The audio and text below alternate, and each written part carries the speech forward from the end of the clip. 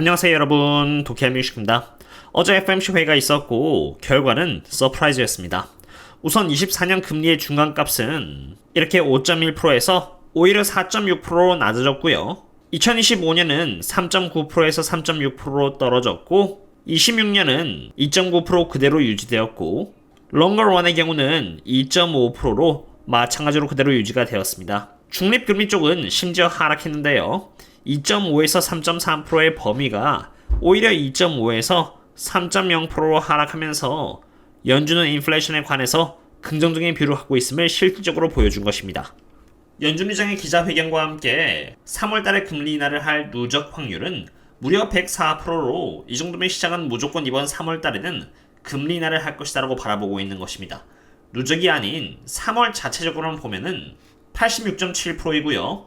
5월달에 금리 인하를 할 확률은 102%이고 6월달에 금리 인하를 할 확률은 106%라는 것을 봤을 때 굉장히 빠른 속도로 연준이 금리 인하를 할 것임을 시사하는데 이렇게 빨리 금리 인하를 하는 이유가 경기가 급속도로 약해지는 것을 염두에 두고 하는 것인지는 저도 모릅니다.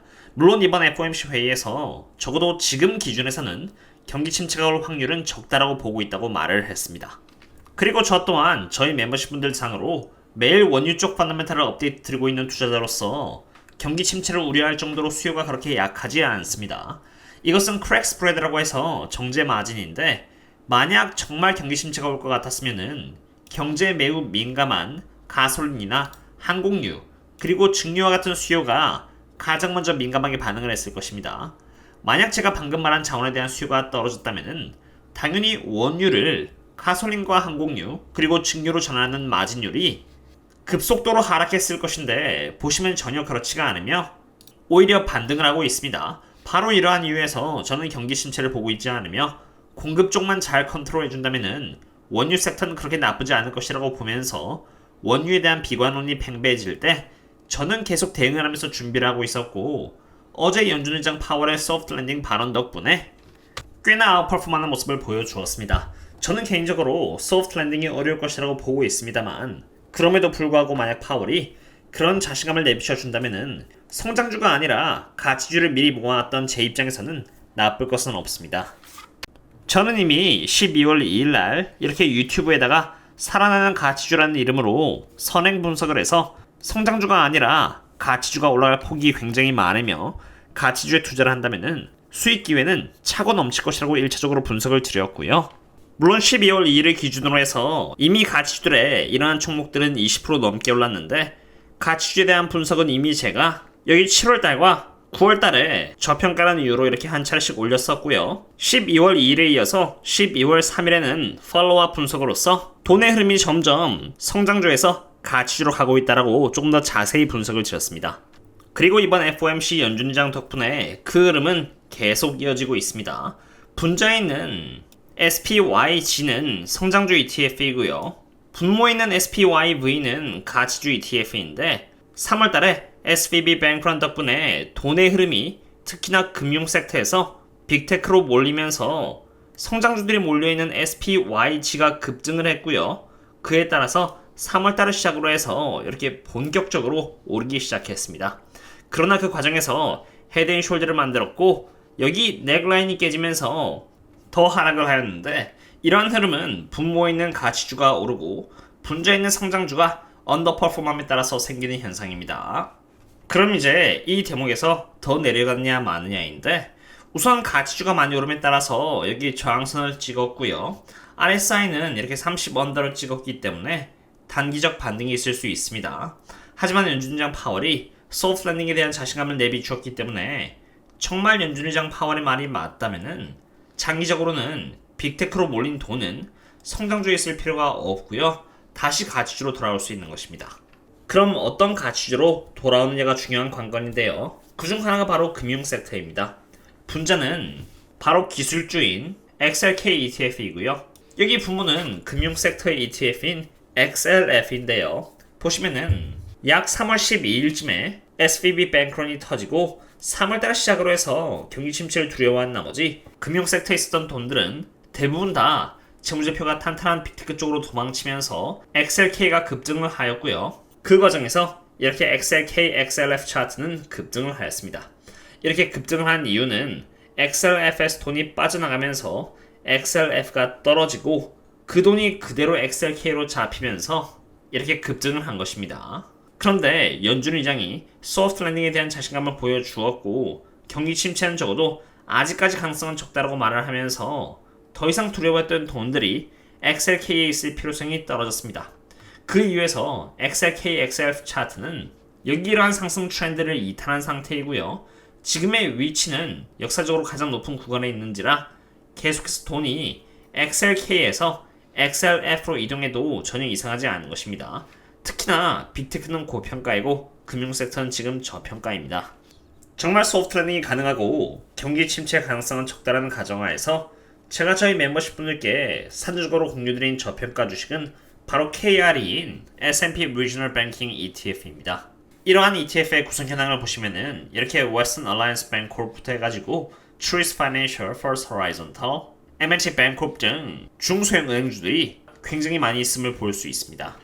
가장 먼저 12월 3일날 흐름이 변하기 시작했다라는 포스팅을 이렇게 공유드렸고 여기 보시는 것처럼 KRE ETF의 차트로 쌍조점이 만들어진 뒤에 넥라인을 뚫게 된다면 더 높이 올라갈 수 있다고 미리 선행 분석을 드렸습니다. 그리고 연준의장 파월 발언 덕분에 제가 표시했던 여기 넥라인을 훌쩍 뚫게 되면서 12월 3일 대비해서 이렇게 13% 정도를 갱신하고 있는 상태입니다.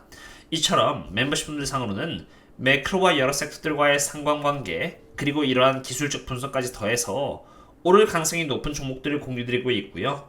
비록 지금은 약간 조정을 받고 있고 여기 아래에 이렇게 갭이 있는지라 이 갭을 채워 내려갈 수도 있지만 사실 더 큰 갭은 여기 이렇게 SVB 뱅크런과 함께 큰 폭락을 보여준 이 구간으로 얼마든지 이 갭을 채우러 U자 모양의 반등을 할 가능성이 있습니다.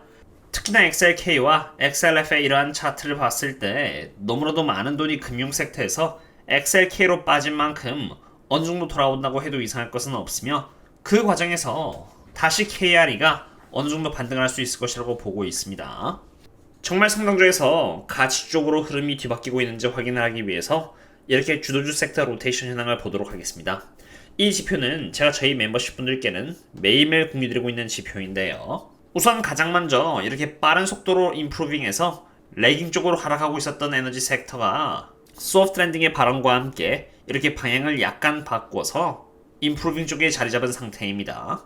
소프트 랜딩이 가능하다는 것은 경기 침체를 피한다는 것인데 유가는 항상 경기 침체라는 부분에 시달려 왔습니다. 만약 연준의 말이 맞다면 수요 측면에서는 문제가 없는 것이고요. 공급이야 오펙 국가들이 감산을 하기로 했기 때문에 지금 당연히 저평가를 받고 있는 원유 기업들의 펀더멘탈은 더 개선이 될 것입니다.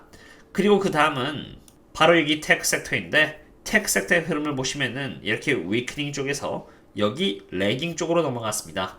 레깅은 리딩과 반대에 있는 분면으로 제일 안 좋은 부분으로 뒤떨어진다는 의미인데 바로 이런 이유에서 소프트 랜딩 발언이 있었음에도 불구하고 원유 섹터라던가 여기 금융 섹터 혹은 리츠 대비해서 눈에 띄는 흐름을 보여주고 있지는 않습니다.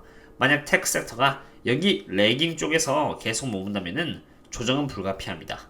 그리고 그 다음으로 제가 주력으로 투자하고 있는 보잉이 위치한 인더스트리얼 섹터인데요. 제가 계속 수익 실현을 하고 있지 않은 이유는 여기 인더스트리얼 섹터의 흐름이 리딩 분면에서 벗어날 생각을 하고 있지 않다는 것입니다. 보잉이 저점 대비해서 벌써 47% 가까이 올랐지만 여전히 주도주 섹터가 인더스트리얼 쪽이므로 제가 앞서서 수익 실현을 할 이유가 없는 것입니다. 어쨌든 오늘은 연준이 말한 대로 소프트 랜딩이 가능하다고 했을 때 어떤 섹터들이 수혜를 볼 수 있는지 알아보았고요.